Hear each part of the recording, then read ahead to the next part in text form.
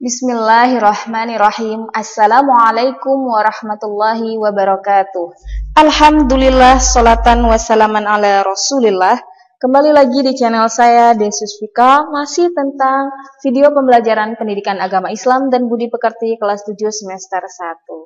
Baik, sebelum kita memulai materi, mari kita awali dengan berdoa terlebih dahulu. Berdoa mulai. Bismillahirrahmanirrahim. Raditu billahi rabba wa bil islami dina wa bi muhammadin nabiyya wa rasula. Rabbi zidni ilma warzuqni fahma. Amin. Semoga doa kita diijabah oleh Allah Subhanahu wa taala. Baik, materi pendidikan agama Islam dan budi pekerti ada bab 5 yang membahas tentang selamat datang wahai nabiku kekasih Allah Subhanahu wa taala. Nabi Muhammad Shallallahu Alaihi Wasallam lahir pada hari Senin 12 Rabiul Awal. Nabi Muhammad Shallallahu Alaihi Wasallam lahir dalam keadaan yatim karena ayahnya Abdullah bin Abdul Muthalib wafat saat Nabi Muhammad Shallallahu Alaihi Wasallam masih berusia 6 bulan di dalam kandungan ibunya, yaitu Siti Aminah.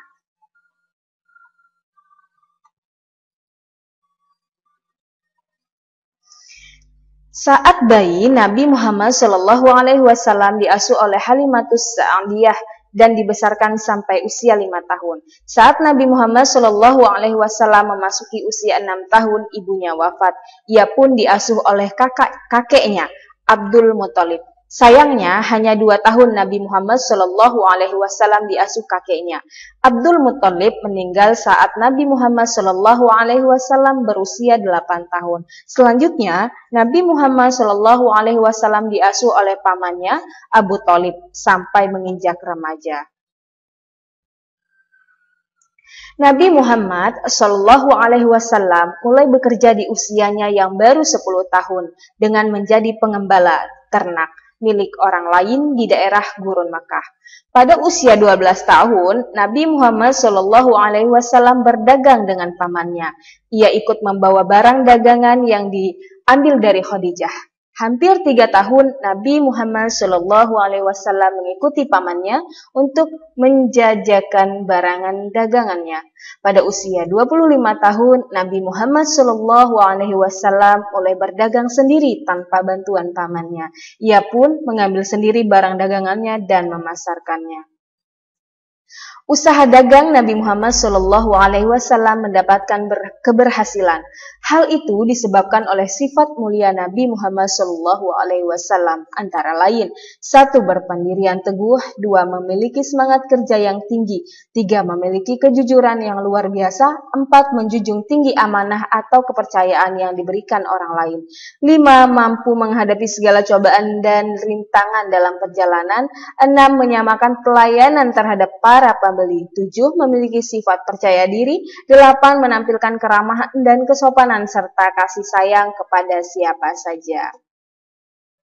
Kejujuran, perilaku amanah, santun, kesopanan berbicara, kerja keras, dan kecerdasan Nabi Muhammad SAW merebut hati setiap orang, termasuk Siti Khadijah. Nabi Muhammad SAW menikah dengan Siti Khadijah pada usia 25 tahun. Mereka dikaruniai 7 orang anak, yaitu Ibrahim, Qasim, Abdullah, Zainab, Ruqayyah, Ummi Kalsum, dan Fatimah. Nabi Muhammad SAW diangkat menjadi Rasul.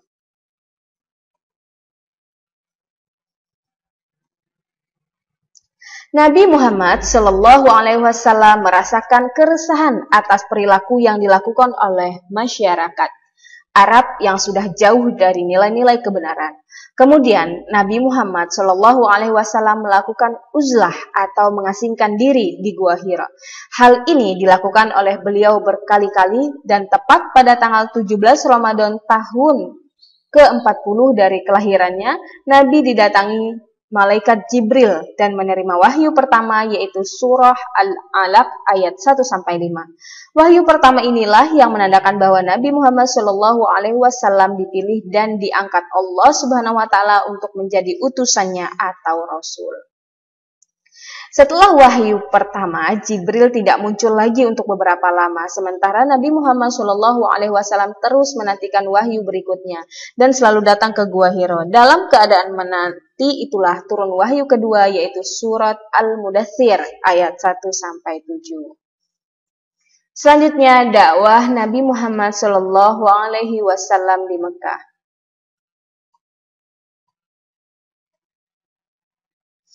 Dengan turunnya wahyu yang kedua, yaitu surat Al-Mudaththir ayat 1-7, Rasulullah Shallallahu Alaihi Wasallam mulai berdakwah secara sembunyi-sembunyi.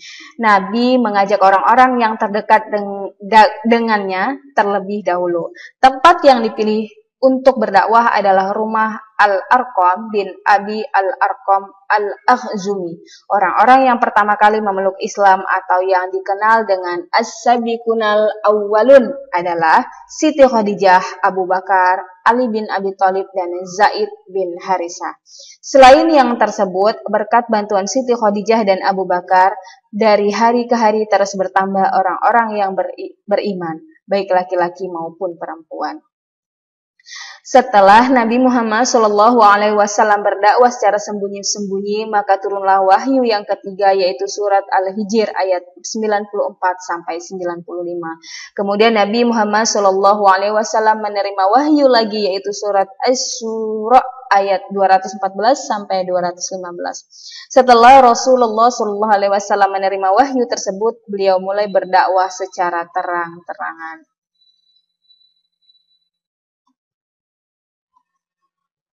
Dalam dakwahnya, Nabi Muhammad SAW mendapatkan banyak hambatan dan tekanan dari orang-orang kafir Quraisy agar Nabi Muhammad SAW menghentikan dakwahnya. Namun, Nabi Muhammad SAW tetap terus berdakwah dan semua hambatan dan rintangan dihadapi dengan penuh kesabaran dan keikhlasan.